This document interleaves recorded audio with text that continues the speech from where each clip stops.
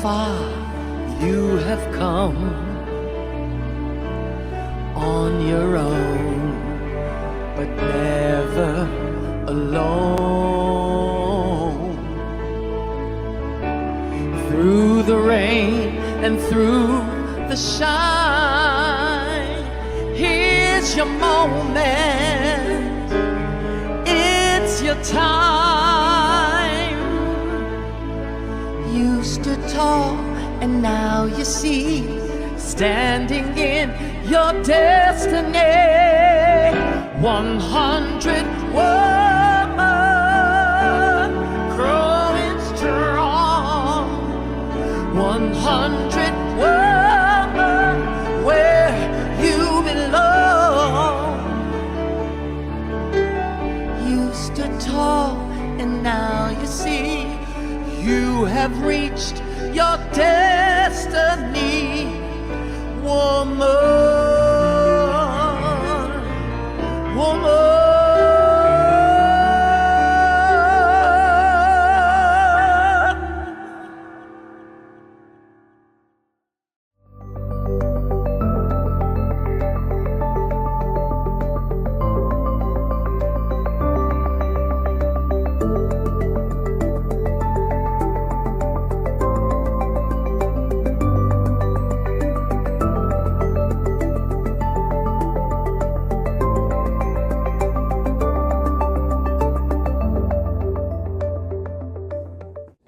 As people of African descent, we offer this land recognition in solidarity with the indigenous peoples of Turtle Island in the efforts and deliberate intentions toward decolonization. As people of African descent, we acknowledge the land of Turtle Island that sustains us, express deep gratitude to its indigenous peoples, and pledge to honor our dignity and divinity that ultimately connects us all. By Kay Johnson. Welcome to 100 ABC Fireside Chats.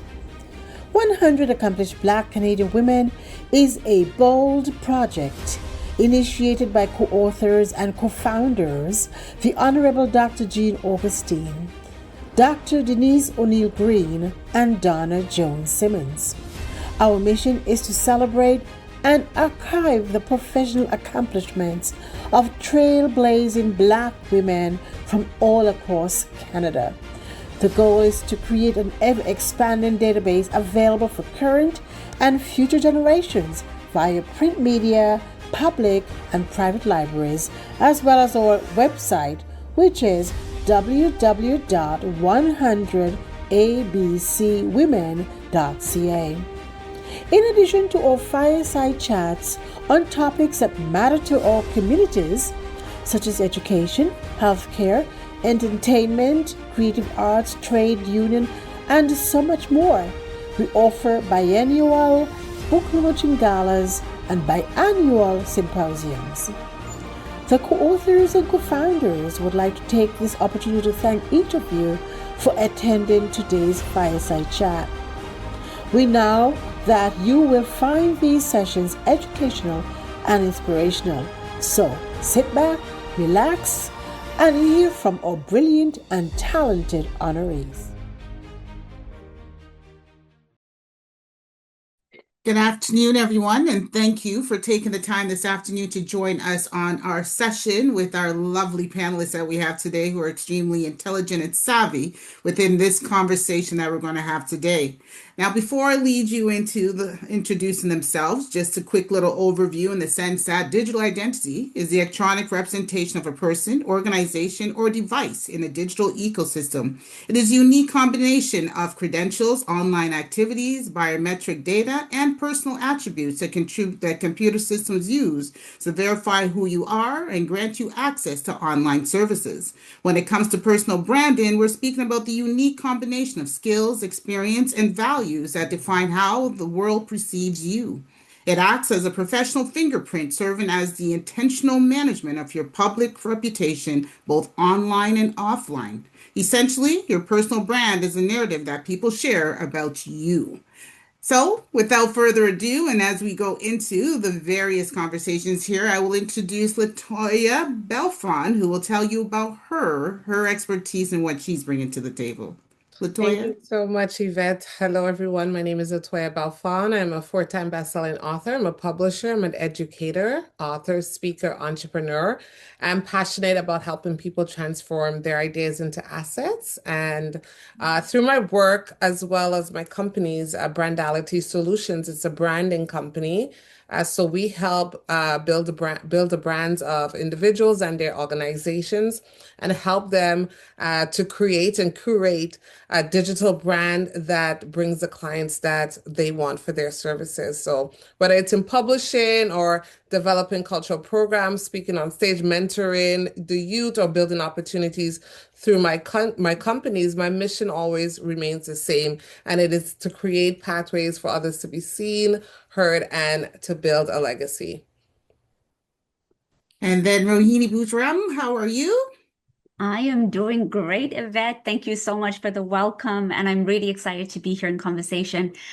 Everyone, my name is Roheen Bajram. I am an award-winning educator. I'm also a global speaker and also a leadership coach. And much of my work is really rooted in my identity as a Zimbabwean woman who immigrated here to Canada as an uninvited guest in early 2000s. And as somebody who started my leadership career very early on, I faced all of the systemic barriers, all of the stereotypes, and also had to redefine leadership. And that is really what my mission is. My mission is to redefine the faces of leadership, not just in who leads, but in how we lead. And I do that through my national column, The Many Faces, my podcast, Unspeakable Leadership, and soon to be a documentary that I'm producing as part of my doctorate, which will really amplify the ancestral wisdom that Black women bring from immigrant and diasporic communities. And I just can't wait to have this conversation. Thank you. Fantastic, fantastic. And finally, but not least, Dr. Shade Khalid, how are you? How are I'm you? awesome. Thank you so much for having me. So my name is Dr. Shade. That's my brand identity. Today we're talking about that. And I run the Leadership Synergy Institute where I get the privilege of doing something I love every day. That is helping professionals, including women, especially women, turn who they are and what they've lived through into real leadership influence. Because I find that as women, we tend to shrink ourselves a lot. I'm a business strategist, I'm a keynote speaker, I'm a best-selling author. And one thing I'd like people to know about me from get-go, and I try to instill that in all my clients and speaking as well, is that I do not believe in shrinking to fit the room. I believe all of us should expand until that room grows. I'm thrilled to be on this panel with you today. Thank you. Fantastic. So, Rohini, I'll start with you. So, when has your creative digital expression helped you to name or reclaim something about your identity and leadership? And what changed after you did this? I love this question, and thank you so much from starting from a place of self. I think for many of us, as we think about our digital identity and certainly our personal brand, it's really about how can you showcase who you are, regardless of what the stereotypes and the labels and really what the statistics tell us in terms of Black women and the leadership that we bring. And so, really, it came from wanting to create my own platform. Much of what I was finding in my sector and in my field was that I had to rely on conferences. I had to rely on spaces where I could showcase different ideas. And the truth was, there's a lot of gatekeeping that happens with that. There's a lot of criteria that's get established that I just couldn't necessarily meet. And so I decided one day that, well, why don't I just create my own? Why don't I build my own? And when you build your own, you then invite others to be a part of that journey. And so that's how I built my podcast, but that's also how I built the national column, The Many Faces. And through building those platforms, I was able to open up the gates. I was able to open up space for others to be able to showcase their leadership. So, what I found and what I reclaimed in that experience of building a column and also the podcast is I found that the moment that you decide that you have not only a message, but you have the power to change the narrative, you can then start to do anything. You can start to build, you can start to create, you can start to innovate, and you can also start to create space for others to join you on the journey. And as soon as I've done that, and I was able to not only amplify both of those in terms of the metrics, where one of my articles within the national column had over 10,000 views, I was also able to see the shift in the way people were starting to think about themselves in this ecosystem. And that to me is really important because if we believe the stereotypes and we believe the labels and the little boxes that we're put in, especially as Black women, we start to think that we don't have a lot to offer. And the truth of the matter is, we absolutely do. And so Mhm. that for me is my biggest message of what's changed. Okay.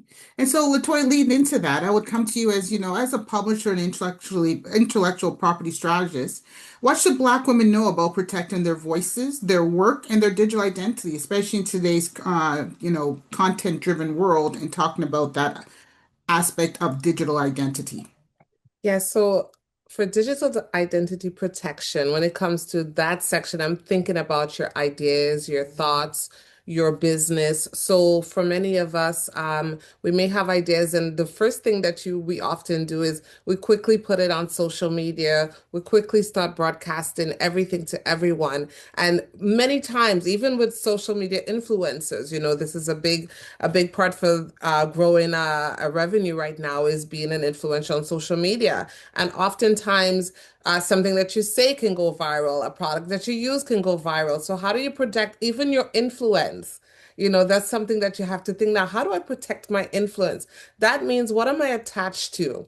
What event did I say I will show up and be at? Are the values of the organizer of that event aligned with what my brand is? So we have to think deeper and bigger about every move that we make and every move that we make on social media. So when it comes to ideas, am I copywriting my ideas? Am I protecting my ideas? What type of framework did I have about this idea that I am now sharing with a community, but it's still protected if someone uses it or they reference it? So as Black individuals and a Black women in my community, my stance has been into encouraging and empowering our community to protect that work, protect your idea, protect that famous grandma's recipe that she told you about, that you're working at a restaurant and here you're sharing your grandma's recipe at a restaurant you have no stakes in.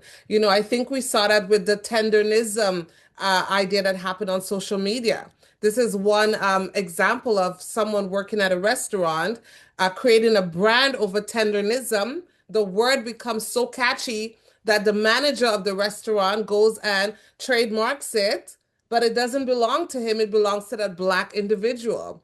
That Black individual then becomes so trendy on Instagram. Now his digital brand, his digital identity is tendernism. But that digital identity belongs to who? The restaurant he works at. So just like that, $1 million is flowing and it does not belong to him. So Mhm. copyright your ideas, understand your influence and how that can work. So this is one of the things as a publisher, as an author, and an intellectual property strategist.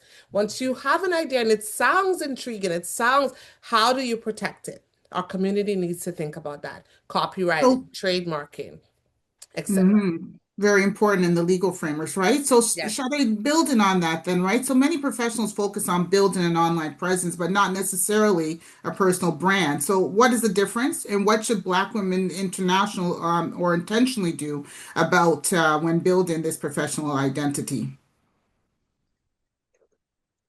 That's a really good question, especially in the world today where everything is online and out there. And practically, you can exist and be the best at what you do. But if no one knows about you and if no one sees you, then you practically don't exist. And you find people who are not even half as qualified as you shining through.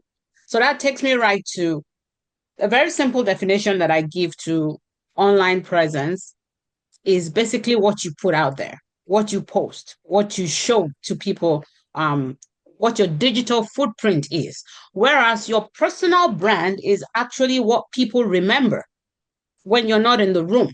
So every time your name comes up, what comes into someone's mind? Every time your brand is mentioned or the service you provide, is talked about, are you the one who comes to mind? Because that is your brand. And that presence needs to be very tactical. You need to be strategic about it. And as we've said so far, you have to be intentional in such a way that someone else does not hijack what it is that makes you. So be intentional, and also refuse to go into like a trap of sorts where there's a consistent thread that tries to force you into a box. Mm-hmm.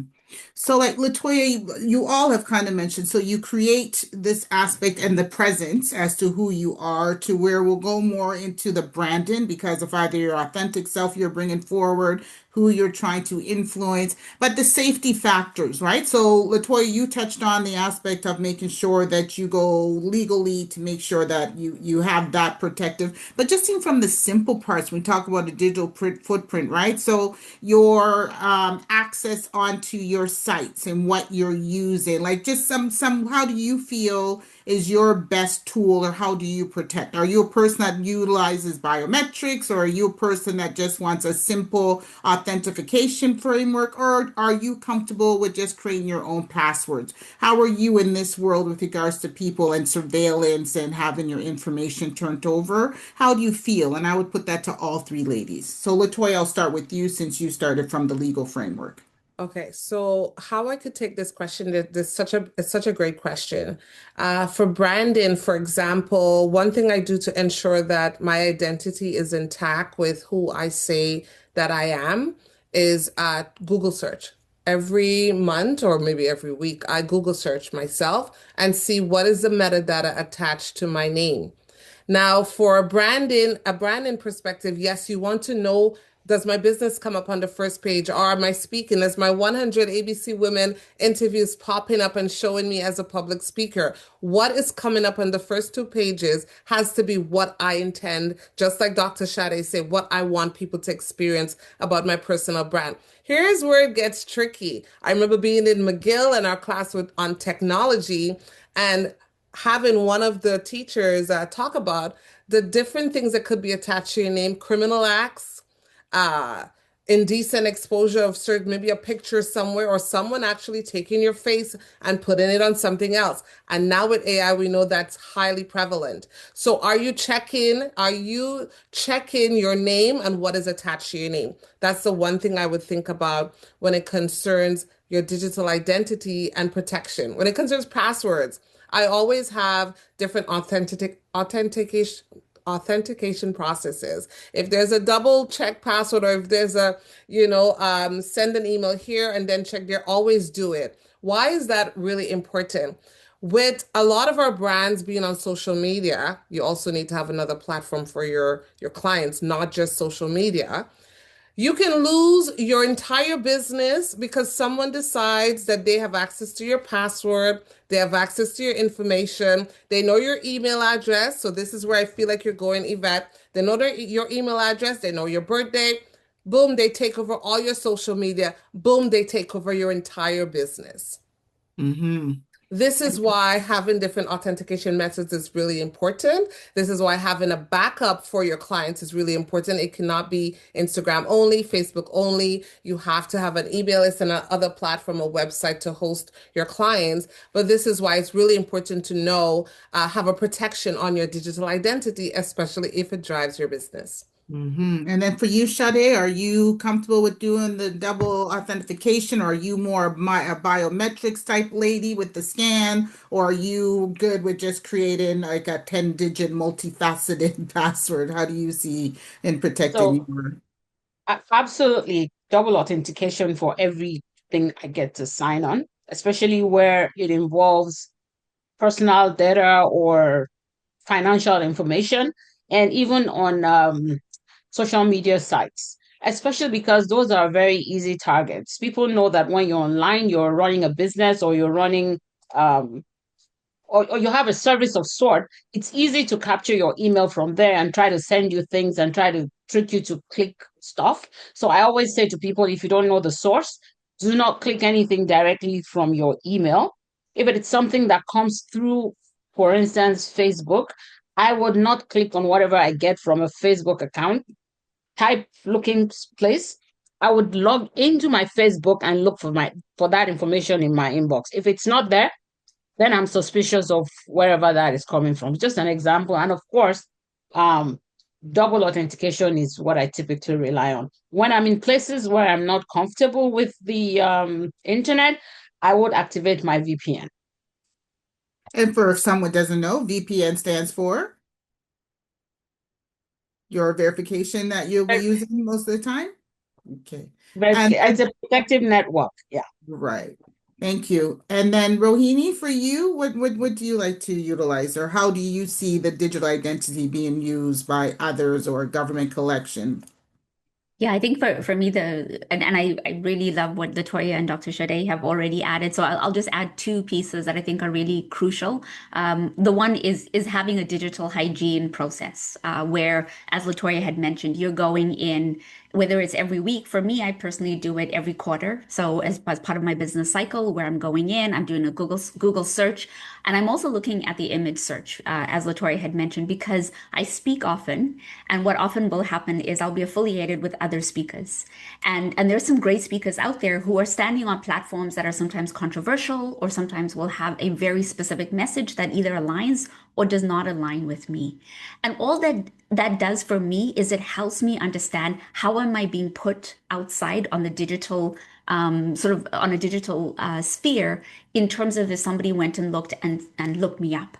What is really cool now, I think, about AI, and I know we all have mixed views on AI, and that's okay, is you can actually go into Gemini and you can ask them questions about yourself. You can say, tell me about Roheen Bajram, and also see from that transcript and what is offered in terms of what's coming up so that you can see if there is consistency in your messaging and in what you're trying to frame. So that's one piece with regard to a digital hygiene process.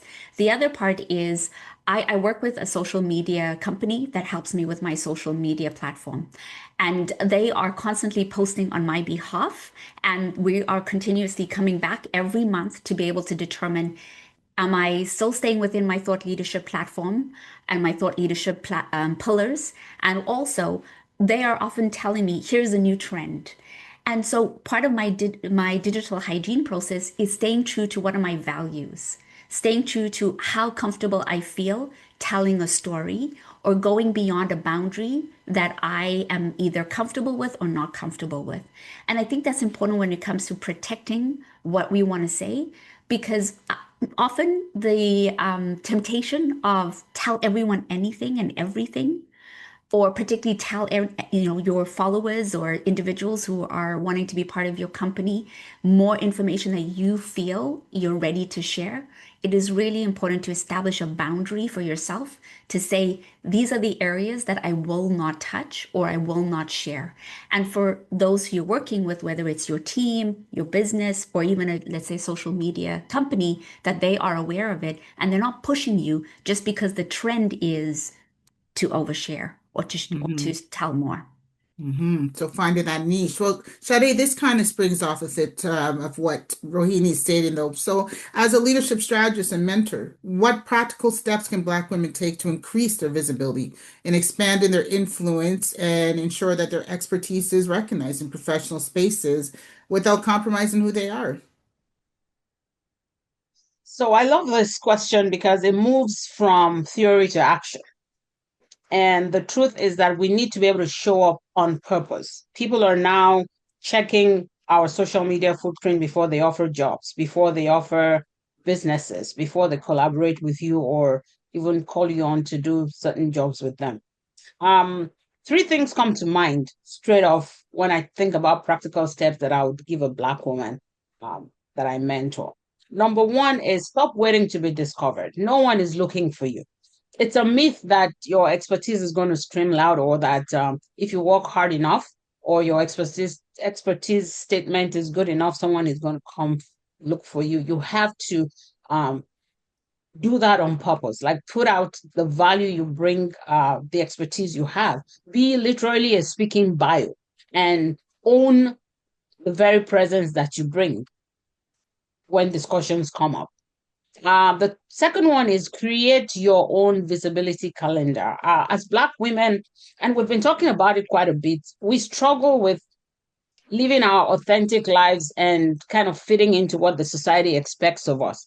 So there's a very thin line between, oh, what must I, how careful must I be versus do I just stay indoors and roll myself up and pretend that I don't exist?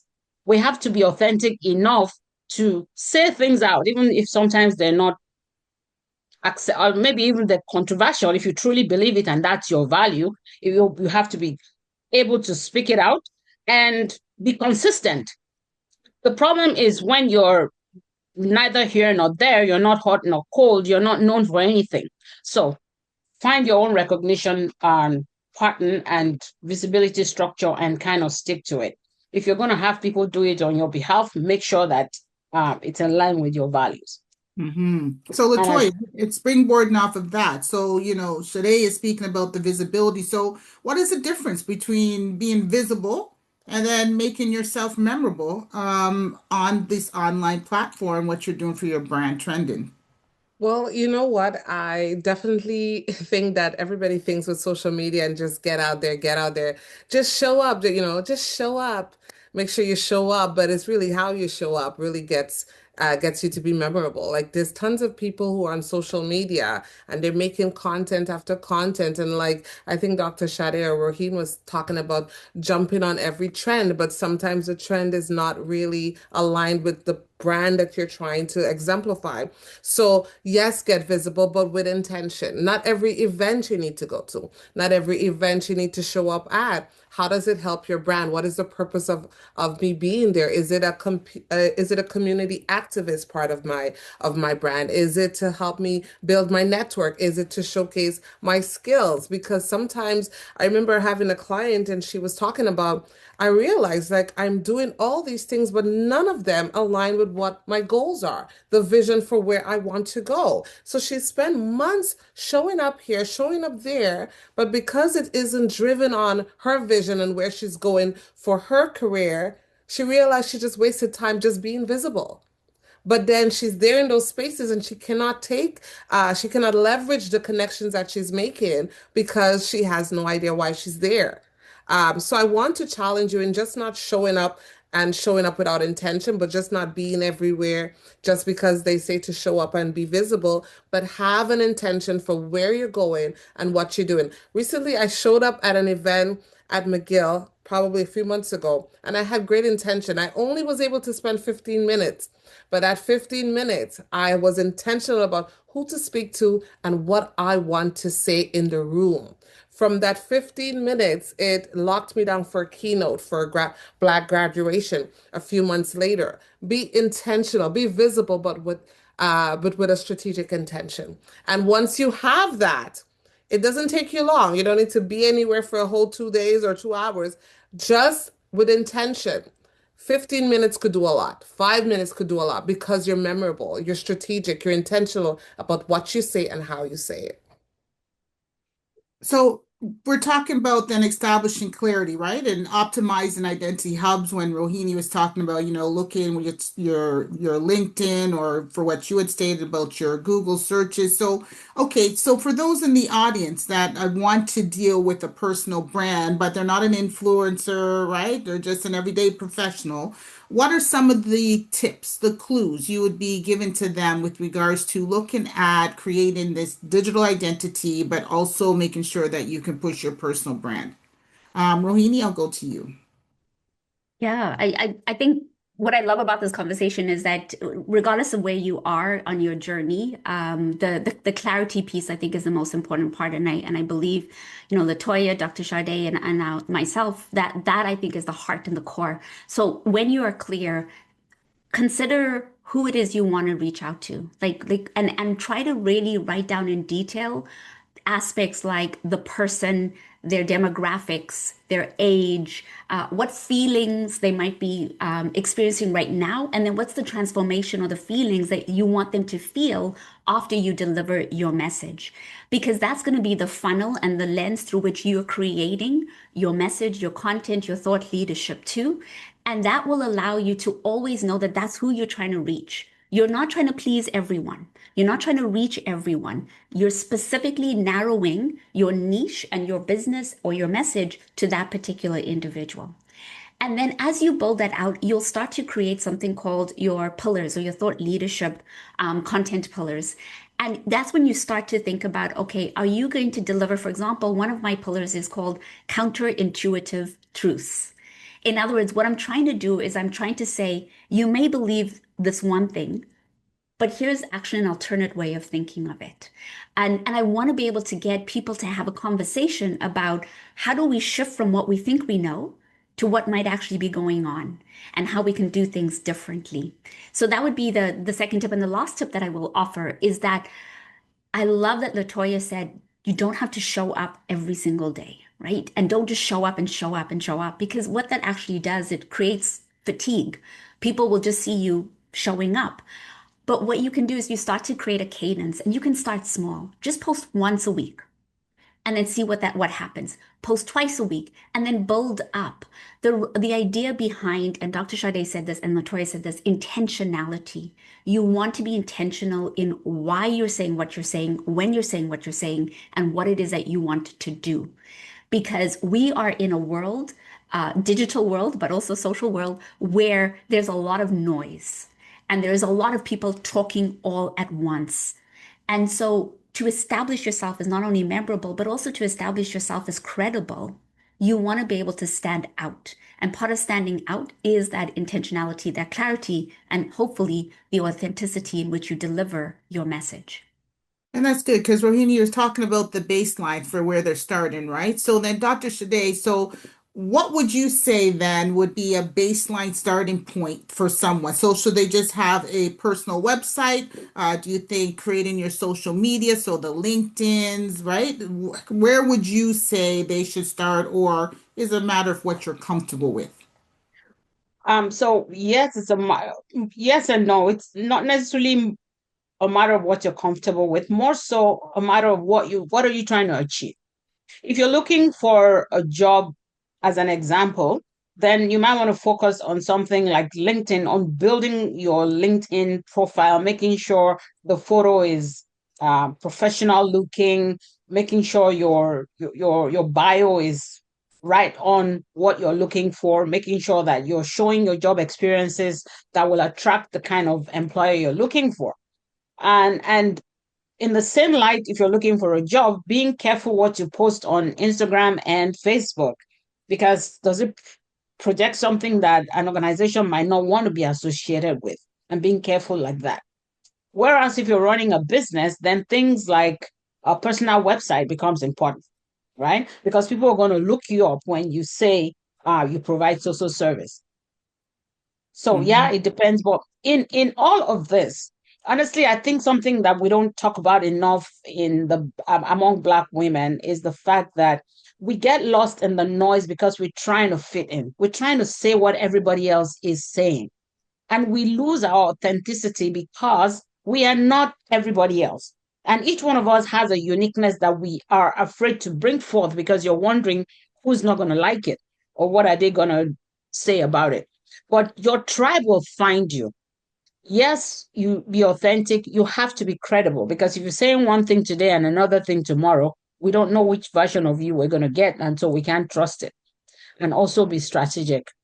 So are you looking, what is your end game? Mm-hmm, Is mm-hmm. eventually what's going to determine where you go. Very good. So even with that, then so back to Latoya, when we look at right the explosion of the AI tools, and we're talking about being authentic, making sure you can create your own pathways, making sure you stand out even within your authenticity.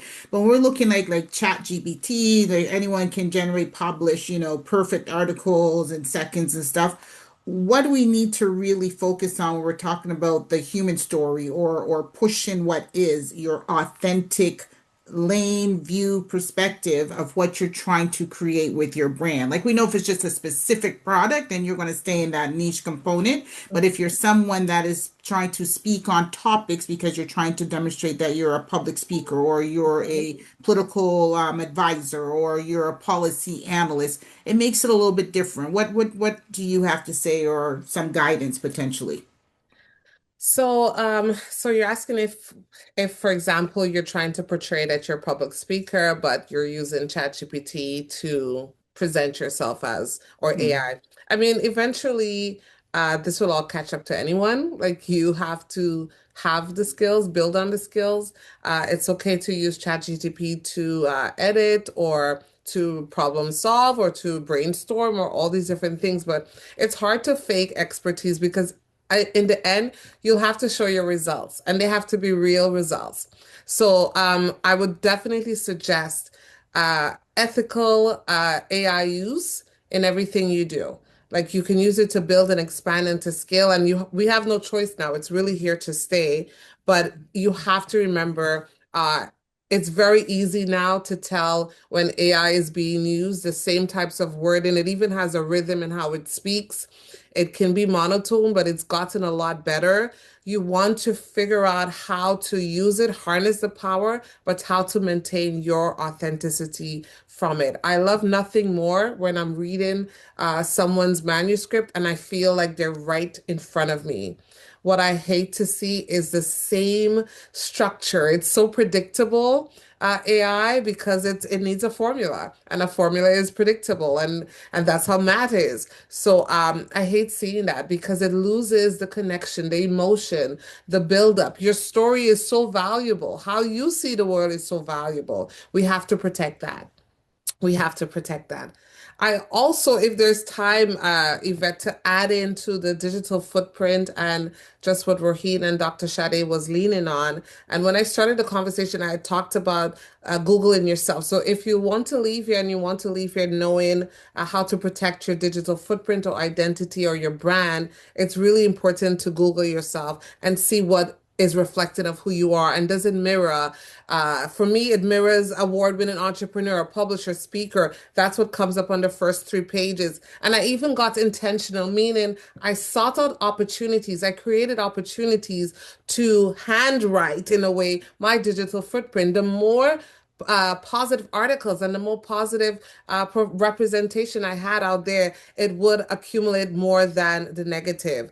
And then review your social media profiles. This is really big. I think Dr. Sade started on this, but you want to ensure that what is on LinkedIn can mirror straight across over to Facebook. What you're showing on Facebook, like she said, your bosses are going to look on your Facebook. If it's they'll LinkedIn is great for partnerships and collaborations, but they want to see the true you. They will be looking on Facebook where you're tagging and where you're commenting under someone's outfit or you're judging someone because of, you know what I mean? You want to get there and you want to make sure that your brand is consistent across platforms. And then just ensure that your digital assets belong to you. That's my last point. But I really want you to ensure who owns your domain. Sometimes someone takes care of your social medias or your domains. Make sure you know all your passwords. Make sure you have control over your website domains, your copyright, just all of that. You need to have that. You have a disgruntled worker could shut down your social media and you have no access. I see this all the time in on my branding company that business owners don't know who's in charge of their website domain and they lose that. So that's like my last little part of that workshop. No, there's no last. There's no last because it's all very important, right? Because Right. we have seen where people have gone onto Google and it is the negative things have become populated first rather than what is. So, individuals have paid to have things scrubbed because we know that that happens. So you can get items scrubbed. So it would be an aspect of letting people understand how that can happen and going back and clicking on all of the positive stories about you is what will help to repopulate that to the top of the search engine, right? But it takes time and for people to know it. The other piece that you had brought in, and I'm going to go back to Dr. Sade in the sense that she talked about, your authentic self. So when you had just noted, so some people have LinkedIn for the professional. And then Facebook is their real social conversation. So I'll use myself for one of those. So I'm still very political on my LinkedIn. So anyone that knows me, I'm very, very political. So my Facebook is really the real ra cha cha, where I'll even attack type of a deal on Facebook, right? So, Dr. Sade, so how do because that's the balance we're talking about Black and racialized women, right? So we are very vocal. We will hold people to account, right? Integrity is key. So where we're seeing things, we will more or less verbalize. And you had noted about, where we're trying to fit in. To make sure that we look palatable to those who are in the sectors trying to get employment. But what are your thoughts? Because that becomes that duality, right? Where people have to figure out, okay, am I just put in this mask and these airs? Or is the authentic side still making sure that you are exhibiting and critiquing appropriately for those things that impact you, especially when we're talking about a social justice, human rights framework? I really like that question because we are we are trained to hide who we are, right? Because we're perceived in a particular way.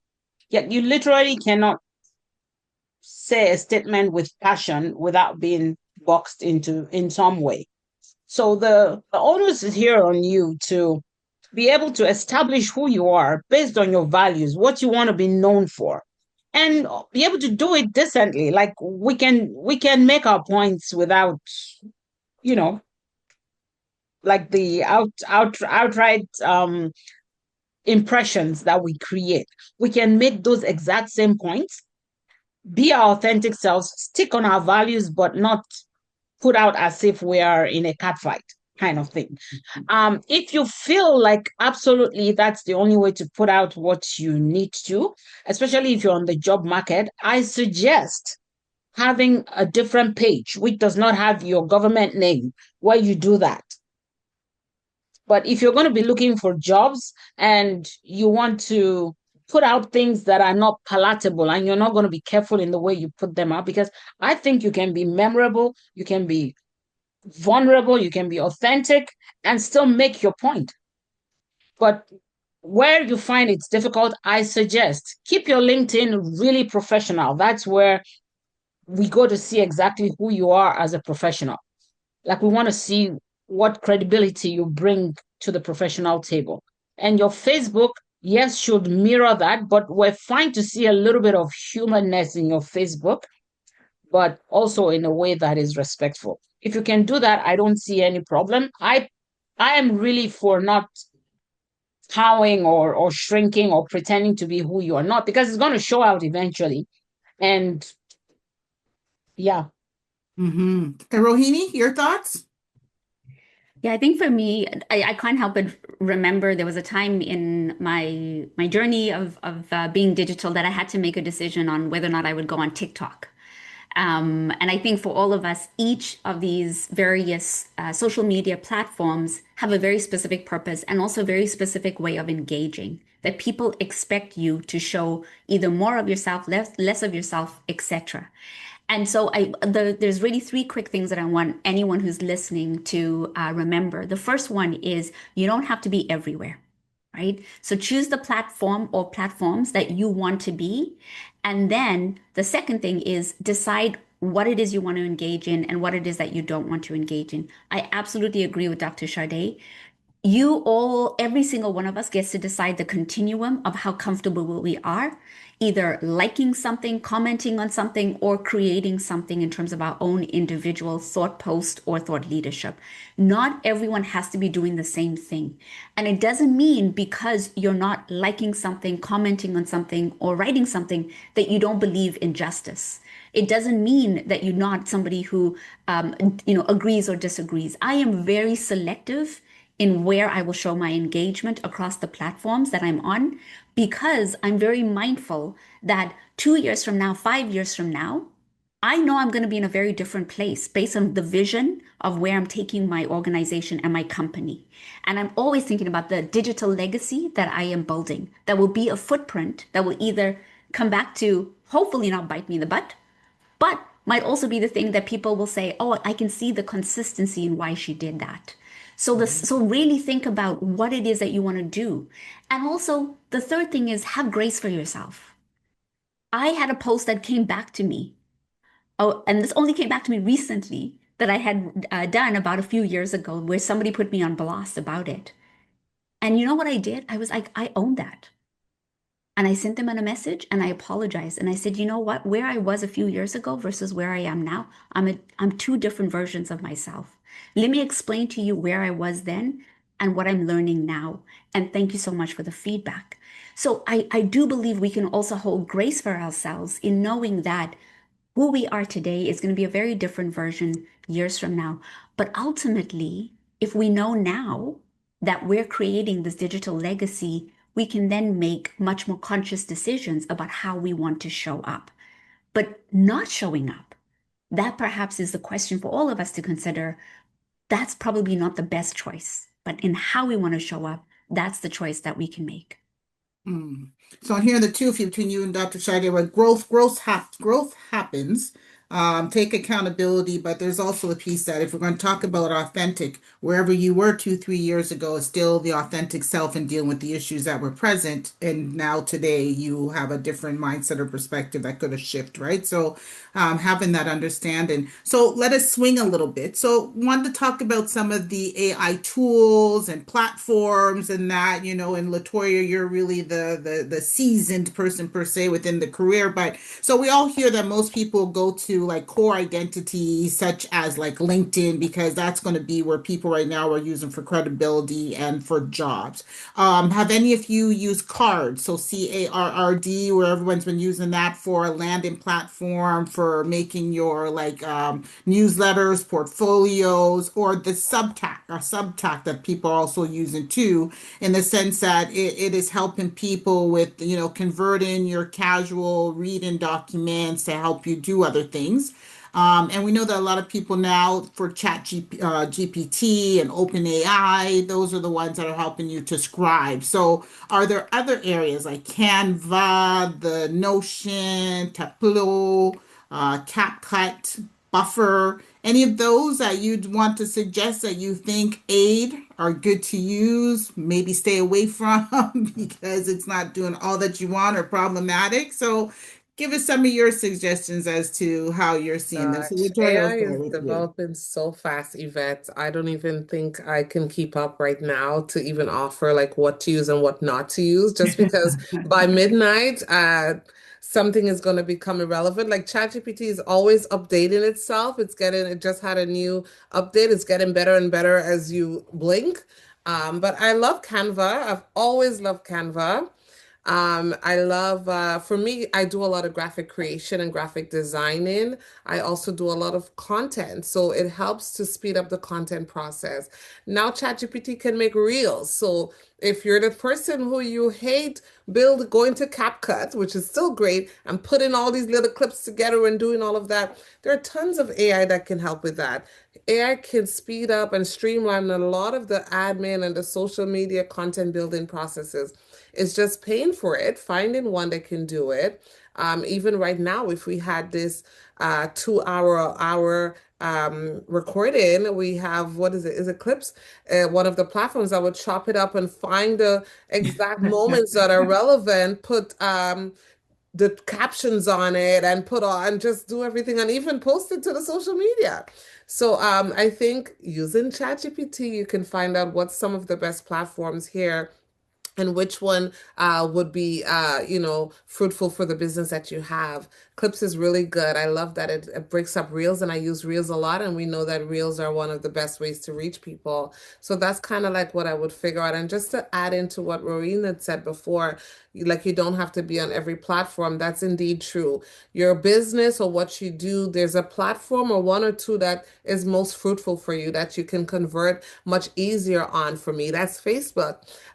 You find out how it works, how to monetize from Facebook. That's another thing that I started to just focus on more. For us in Canada, Instagram does not pay us in the way where they monetize our content. So I started to eventually say, hey, I can monetize on Facebook. How can I use that as another revenue area? And how can I use AI to help expedite some of those processes to gain extra income? So that's kind of like how I use it. Content building a lot of content building. It can build you carousels too, guys. ChatGPT can build carousels. So definitely one little write up on ChatGPT, you can see how to use them to streamline some of the taxing parts of your business, which is marketing. Nice. Rohini, what are Yeah, some of I your favorites? Oh gosh, I do love AI. I'm gonna just, own that and share that and in part because it's a great start as a thought partner. So the two that I would add and believe me, I am like Latoya, I am a Canva queen. Oh my gosh. I was like, yes, when it came online in terms of being free, and then obviously there's a paid version. So the two are Perplexity. Perplexity I use to start my research and kickstart the opportunity for me to be able to say, what are the current literature in this particular topic or area? Where are some, and I really use it also to ask, where are there some really innovative and unique voices that are not just me always regurgitating the same old white man talking about X? Much of the work that I'm bringing in terms of redefining leadership is for us to actually bring forward a different narrative. And I specifically can embed within Perplexity for them to look at research outside of the North American context, because there's so much incredible research that is being done on the continent, in the Caribbean. And so if we can bring that in and sprinkle it across different spaces where they haven't heard about specific individuals who are doing this work, we start to change the way in which we're talking about a topic or an area. So Perplexity is my go-to for research. So for those of you who are doing presentations or even your thought leadership, you can draw some good data and some good current trends that are up to date. The other AI tool that I'll quickly speak about is Claude. So Claude. Claude is almost like my second partner. I love Claude.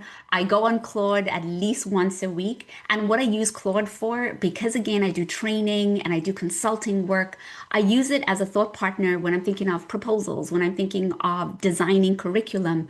I get it to ask me questions so that I'm continuously thinking about how am I creating a container of transformation and how am I thinking about the experience that I want to take people through, whether it is with my training and with my expertise, or it is in my consulting in terms of how I can appropriately put forward something that the organization will say, absolutely, let's move ahead with this.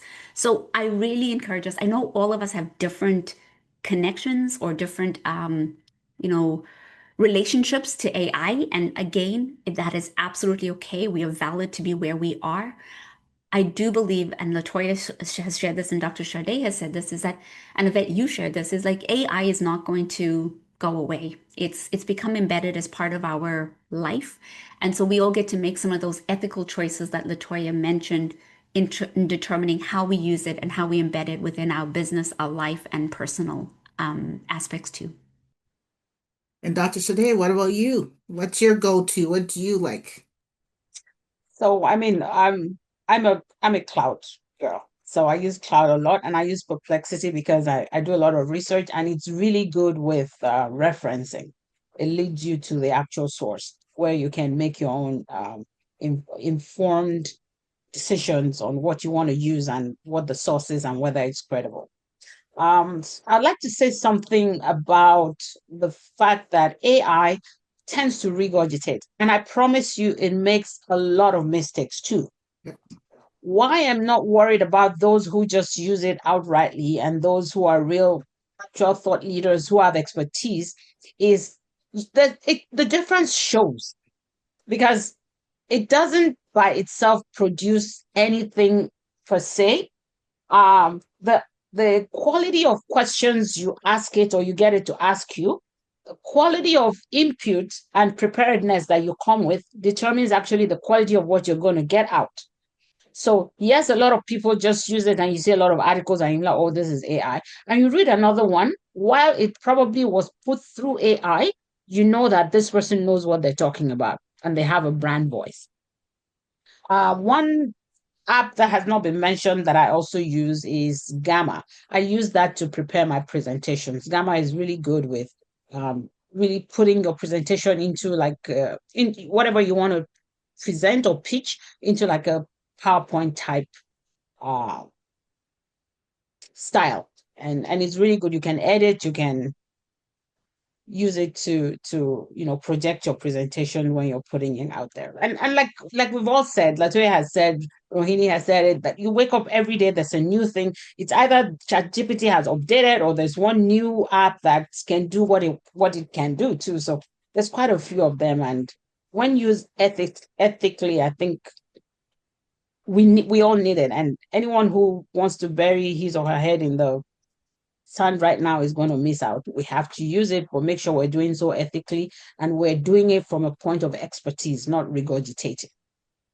Okay. If I So if there's a woman here listening in today, sorry, Latoya, you're going to add Yes, something? if I could have added, I think Roheen brought up the Claude, the reflective AI. I just wanted to touch on that a little bit because it's been like in the works for a few years. I actually had a black tech owner send me his version of reflective or cognitive or something inquiry-based AI last year to where it poses questions to you.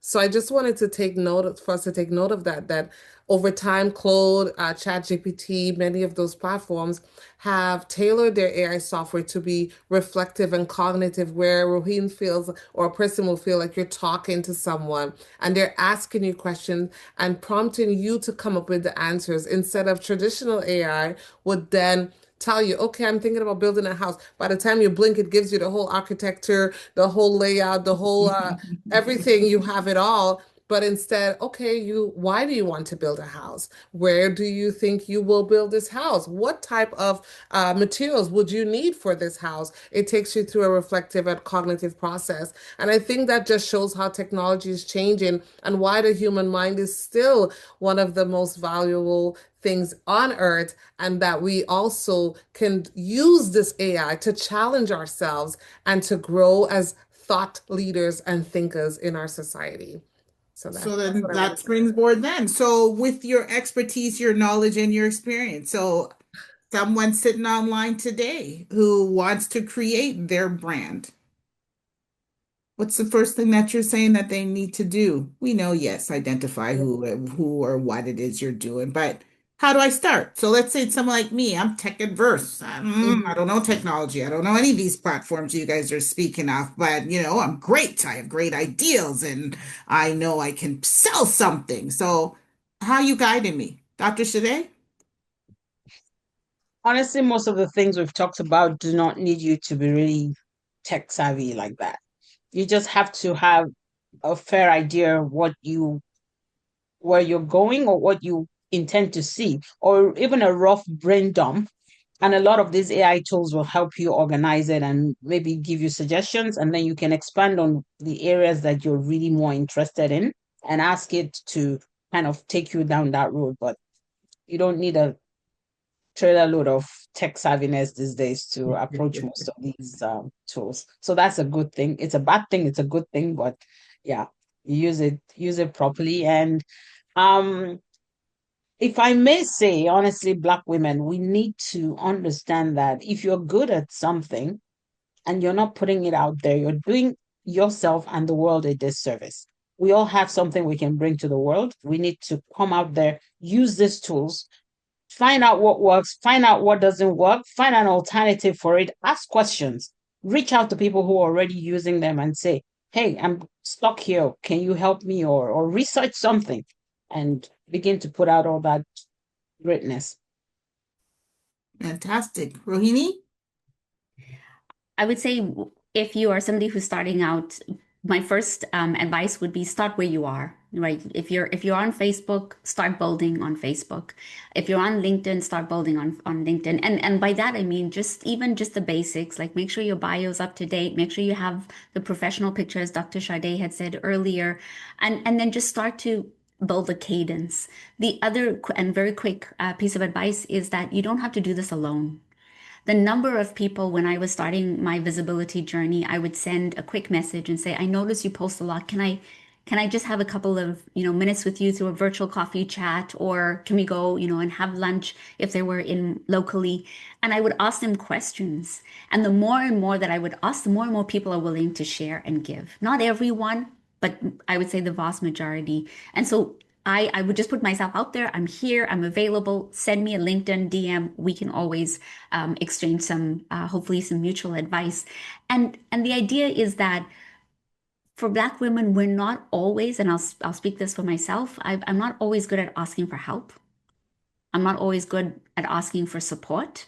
And sometimes it's because of the archetype of being the strong Black woman that I have to do this on my own. I have to figure this out. And yet I do believe that as we build community, even in the digital world, there are enough of us who are willing to share. And I have a hold a firm belief that just because I share doesn't mean I'm going to lose out. If anything, I'm going to gain. And that's why I've built my platforms from a very critical value of collective sharing. And so when I'm even building my keynotes, I usually am posting about, let me show you how I'm doing it in the hope that somebody else will learn something, apply something, and also be successful because we can all be successful. There is abundance for all of us. Latoya? So the question was, if you had to start Yvette, your business tomorrow, how would on a personal brand, an online brand? So usually if you don't know, sometimes they get someone like me to help them build their brand identity. So we need to know, I help, or what do I do?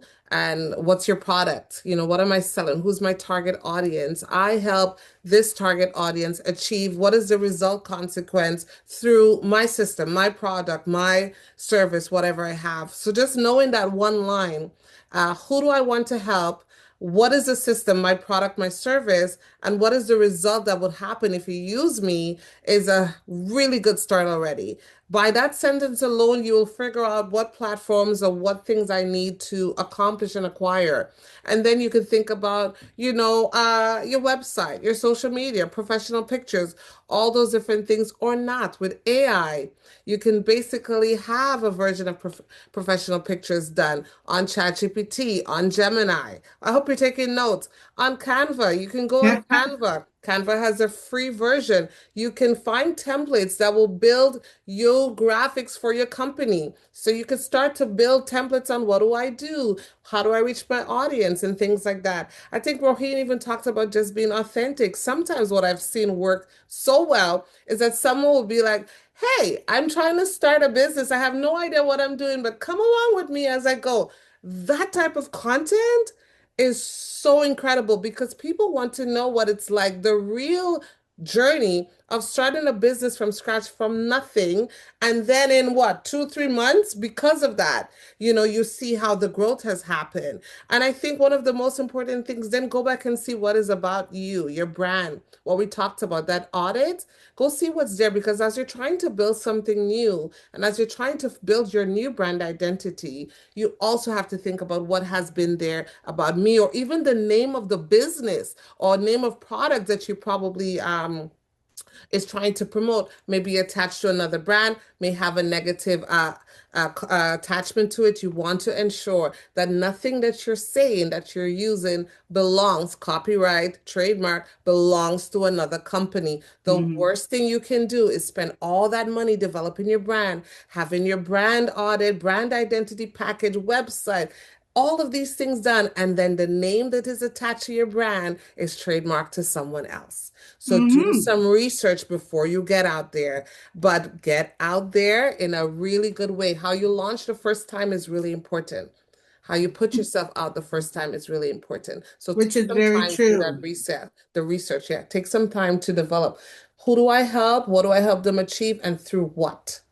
Very true, because I know the name that I came up with. That's why my site is still just sitting down at the moment. It has like 10 other names Really? that are attached to it. And so I had to go do the research and all of that. So I had to Yeah. actually, I just have, that's why I've just been dormant because it's supposed to be launched for the last like 5 years. Everyone's like, get it done. Ah. And haven't done that. But on the other side of this, because Rohini, you had spoke about the team and what you have. So for some people, that just becomes overwhelming because it's like, again, I'm here and I don't have the money. We know in our community, cost is everything, right? Everyone is basically getting by with end meets. So when they think about when they're looking at people's structures and what they have and the team and the cost that's behind it, Latoya, you just came up with some great things to say that there are other, again, systems that you can use that can give you free, but this is the information that our community needs to know because everyone automatically assumes, okay, if you need headshots, professional photos, I have to go and pay someone and, get that curated properly to then get uploaded. So there are the steps that then overwhelm people to keep them back, right? So you guys have given a wealth of information, but let's just delve into that really. If you really are going to run your website, so Rahini, I'll start with you. You have your podcast that is going realistically, what does it cost to run that, right? Like really let's get some realistic numbers. So now that you're up and running and you have a team, and we know that Mhm. there are individuals that do everything, right? That's just their bill of wicking, they can do that. But on a realistic framework, what is required? So let's say again, I'll continue to always use me, even though I have far more learning than I like to put out there. Sometimes it's good to play coy and be behind the scenes, right? But Yeah. let's say again, not tech savvy, don't understand. What do I need? Got the intellectual property, really creative, can do stuff. So how now, okay, if we start, what does it cost for your podcast to run? Are you renting space or are you doing it from your home? Do you have a technician? Do you have someone that splices and edits for you because that's not your area? So let me hear you, then I'll go to Dr. Shade and then come back to Latoya. Yeah, absolutely. And I love it when we talk about money. Can I just say that? Because I think It's because important. it's important, and if we're not sharing the deets, then we don't know, right, That's what we right. are either getting into, or not getting into. So here's what I want to be very real with everyone is, you can choose to do everything on your own, right, and do DIY, and it takes a lot of then your time investment, and that is the money that you're Mhm, giving. So for mhm, me, when I started my podcast, which was in January of 2024, prior to that, I started telling people, "Hey everyone, I want to do a podcast. I want to do a podcast." And I started researching free courses, going on YouTube, listening to everyone. I started to listen to podcasts that I liked, and I started to kind of pick out what did I like. That took 2 years prior to January of 2024 of me doing this all by myself, never launching the podcast, but doing a lot of research. And then, as I was telling people, one of my friends said, "Hey, she connected with an incredible woman who's based in Montreal who wanted to do part of her business was to support people to launch a podcast." And I said, "I will be part of your guinea pig as part of your first kind of iteration." And I paid her, I think it was at that time about $800. And it's not to say that I had that money just lying there. I had to make sacrifices to say, I'm going to pay this in the hope that I'm going to get this done because I'm not doing this on my own.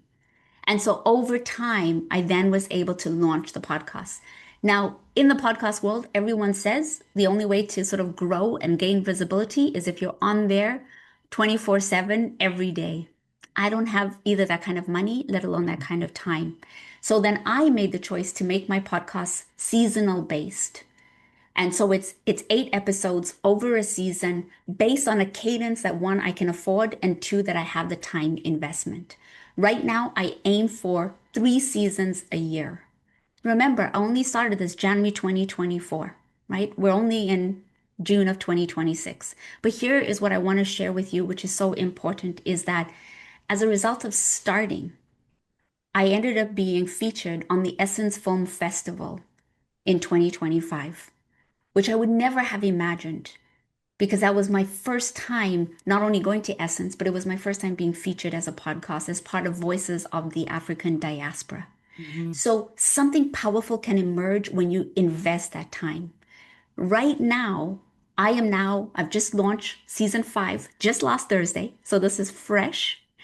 And we are celebrating under 5,000 followers that are listening. And then on YouTube, we have about 9,000 views across That's our great. season. So the metrics are there. I have had to sacrifice choices in my budget to now reinvest and redirect money. And so, right now, just to give you a figure, my season probably costs because I do ask people to edit for me. And now I do ask a social media company to support me with being able to schedule and post. And right Mhm, now, an entire season costs me about $2,000. It's huge. And again, it's an investment of my time, but also investment of my money. Last quick thing that I'll just say is you don't have to go with a company that is like the best, right? I am purposefully in my business. I only work with women of color. I only work with racialized entrepreneurs and businesses. And so there have been times where I've had to have conversations with some companies where I say, oh my gosh, I love what you do. I just can't afford you. Mm-hmm. And Mm-hmm. so some of the businesses that I've been able to connect with, we've also been able to do some mutual collaboration. So if I can't, afford that package, maybe there's something that I can do for them. And that's what I found has been also helpful in each of us mutually scaling at the same time. And that's the power of community that you can build into your business ecosystem. And that is great because you think about a 2-year window, you have been able, and those who have not been to the Essence Festival, like the music festival compared to the film festival, is much larger. But that's kudos to you. Be very proud of yourself to be on that market. And what a lot of people don't realize too is that the Americans are always looking for international people, right, to be able to tag in. So never be afraid to look and send messages to see and to highlight and promote yourself. And $2,000 for where you're at, that is well spent monies, right? And you can just see the growth and making sure to connect with those who are external who can then just sponsor you. It's not a matter of just saying it's again by sponsor by company, they still benefit, right? So Dr. Shade, what do you have for us? What's your insights? So I've learned quite a bit from what you said, Rohin. Thank you. And yeah, I'm encouraged to start some things right now. That said, truly it's a labor of either your time or your money. So if you are someone who's very busy, perhaps you have a 9 to 5 and you're trying to launch a business or a podcast or something on the side, it might be worth it to take a little bit of that money you're making from your 9 to 5 to get some things done. You will go faster, and most likely you'll be dealing with someone who's already good at it, and you don't have that learning curve to deal with. Now, that said, if you can't afford it, then you probably have time. So it's one or the other. I'm all for starting where you are. Initially, you might not have the equipment as good as someone who's doing it professionally. But honestly, people are looking for authenticity. Like we've said it a lot of times here. If you go online and say, hey, my name is Dr. Shade, I'm starting my podcast. I have no clue what I'm doing. It's my first season. Come along with me. Just the way Latoya said it, you will probably gain more followers than if you came out looking like you knew what you were doing. So be authentic, start exactly where you are. Our phones can now do practically anything. There's an app for whatever it is that, the professionals will do for you. The issue, though, is that you need to have the time to learn how to do it properly. Latoya, just to let you know, one time I stopped going on Canva and started and found someone to do my graphics because I would go in and literally get lost in there. Like I'm trying to create one Having carousel, fun. and I'm there 3 hours after. My husband is wondering, "Are we eating tonight?" you know, yeah, you can easily go down a rabbit hole if you're not careful. So choose your battles, choose the things that bring in money or whatever it is you're looking for, choose the things that bring in results for you. And if you have to invest a little bit of money to get away from the things that distract you, it is money Mm-hmm. well spent. Mm-hmm. And Latoya, we've heard your story a few times, right? And we know that you're the go-getter and doing stuff. And you had made some points. I'm kind of just shifting a little bit. I'm going to still let you be able to tell what you're doing. But at the end, though, talk about the monetization component because that's where a lot of people want to know how I get the money. All right. So vegetable home and make the money. How do we monetize and get things going? But I'll give you your minutes here and then we'll see. Okay. Okay, so a lot of focus for me, I guess, in the beginning. So one thing again, first thing I would do is know where my target audience is, what platforms, what social media platforms they occupy the most, and how can I convert on that platform the best. If I did that 5 years ago, I would have been way ahead than where I am now. So about 2 or 2.5 years ago, I started looking at monetization. And so we were focused on Instagram because everybody was becoming rich on Instagram, but not for us in Canada. There are different rules and legislations that have come into play that prevents us from monetizing off of content. Yes, you can get a brand agent or you can get a brand to give you a product and you can talk about it and make content and make money that way on Instagram, sure. But just for posting whatever I want to post, like an American will make money on it. It doesn't happen for us on Instagram like that. But on Facebook, it does. So you just have to go into your dashboard, a professional dashboard. Make sure your page is professional and you go into your dashboards and look at the criteria to be able to monetize. You'll probably see that they have little buttons that show that you've checked off some of them. See that you checked off some of them and create high authentic content. That's what gets you. They're actually looking at your content. So stop sharing other people's work or having content that belongs intellectual property to someone else. Create your own and create it consistently and have authentic and intriguing and creative topics. So I started to look at that and said, okay, let me see how I get this money because I'm making content anyways. Why not generate revenue from that? So I started focusing on Facebook and making sure that all my platforms can consistently post. Now Facebook has made it even easier. Once you post on Instagram or you post on Facebook, make sure all your platforms are connected and it goes everywhere. Saves you time. And then I realized, okay, a reel can give me this much. A photo can give me this much. I start doing my research now, honey. Let's Mhm, get this mhm, money. I start mhm. doing my research. What type of photos bring me the more coins? What type of reel give me more coins? How long? It needs to be at least 10 seconds. Seconds, yeah. Okay, let's get to work. So there's a lot of things that happen there, and there's a discovery process, and there's incentives. Facebook actually gives you incentives to make content to make money. Just go on your dashboard and find out how. All right, dashboard lady, you're going to be helping us out. As Donna just said, you're helping the 100 ABC Fireside Chats. You're going Right? to make some reels Oh, as for sure. volunteer and get us going, right?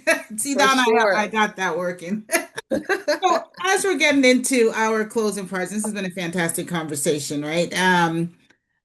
Where do we go from here, ladies? So we have really outlined some key points as to again authentic self, knowing your audience, looking at where the target is. Now we have an understanding that there's a dashboard on Facebook where things can be monetized in that. So what are your final statements to everyone that is out there in this whole aspect of digital identity and personal branding?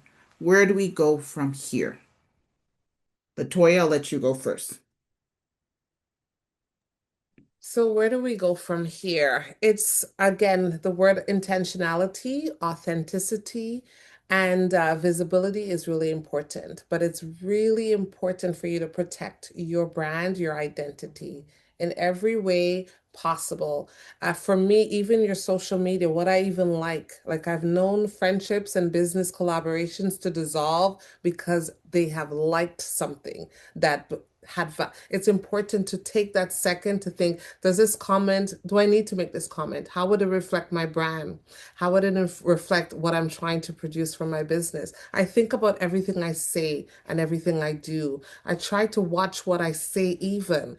Like Rohan has talked about, like she had to look, but she looked back at something that she said. This happens quite often. So I want to challenge everyone as you move forward. If you remember one thing from me, is that continue to be intentional about building your brand identity, your personal brand, and Mhm. continue to survey that, how it's being relayed and portrayed by others, because it is building your legacy. It is building that footprint, that idea of who you are. And sometimes now we see that this stays online forever.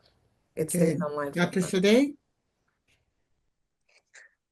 Yeah, it goes with everything we've said so far. Treat your online presence as a strategic move.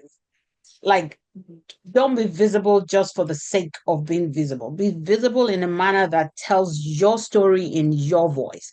Do not let your visibility come across allowing other people give your narrative or determine who you are in a negative light. You have to understand that anything you put out there is is a footprint. It matters and it's going to show up hopefully for good. That said, should we be afraid of showing up? Absolutely not.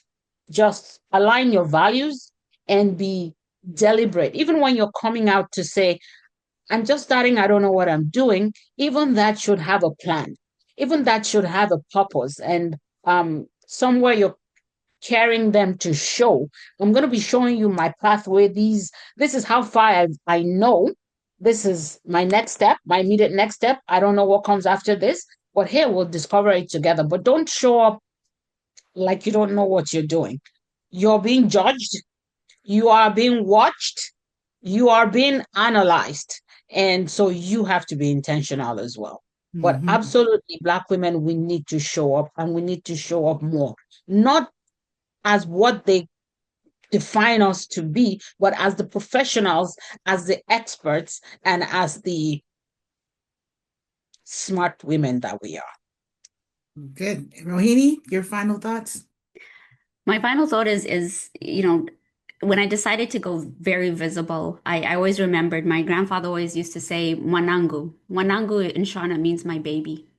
And that's what I always remember every time that I am posting, that I'm writing, is that I'm writing from different versions of myself, right? From a younger version, from a teenager, and sometimes even to the woman that I am right now. And the reason why I raise that is because when you go visible, you learn a lot about yourself. You learn a lot about what you're willing to do, what you're not willing to do, and then how people come, how people receive it, and in some cases come at you. And I love that Dr. Sade talked about people will judge you, there will be haters out there. Even some of the people who you thought were your biggest champions and cheerleaders, they will show up in a very different way. And so for me, I just remember my grandfather saying Mwanangu. And what he would always say is, Mwanangu, if not you, then who? Mwanangu, if not you, then who? And so that's what keeps me going is I've lost people. I've lost relationships with people. I've had to distance myself. And that's okay. Because as they say, some people like you staying small. Some people like you Mhm. fitting a specific box in a specific mold that they know and that they feel comfortable with. And the right people, and Latoya had said this earlier, the right tribe, the right community, um, they will surround you. And those are the people who are going to be like, yes, you're doing this now? Yes. And those who aren't, let them be. Mm-hmm. Very good, ladies. Like really good pieces of information here for people to actually have as takeaway, right? And where we're going from that. It has been a pleasure speaking with you. And I am certain that you guys are going to have people reaching out to you to be able to assist and go further. And I think Fireside Chat here, we may have to make a secondary component of this as to how to really utilize and make it work. And what I love is that you ladies are standing in your own truths. The fact that you're not afraid to shy away from what are the new ventures of where we are going with technology and keeping your authenticity as to who you are. So continue to shine, continue to be individuals that are leading and being able to be open to others and not allowing other people's perspective to in any way inhibit you from your growth and from going after what your endeavors are. And for those things, I definitely salute and applaud you. And wherever I can be of assistance, you please reach out to make sure of that. I have said before to Latoya that I'm going to reach out to her in time has still passed, but Latoya, I'm going to reach out to do something. So, on behalf of the 100 ABC ladies, we want to say thank you, continued success, and it has been a very, very good afternoon of conversations here. I remind everyone that is on to please stick with us. We will have our after discussion. So, as soon as every credits roll, just stay on the call and we will have our direct conversations. Thank you very much. Greatly appreciate everyone.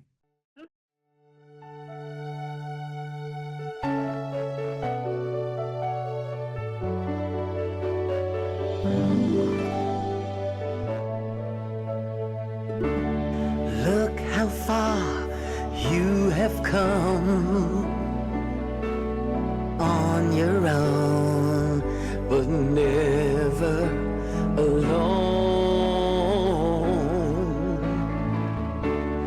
Through the rain and through the shine.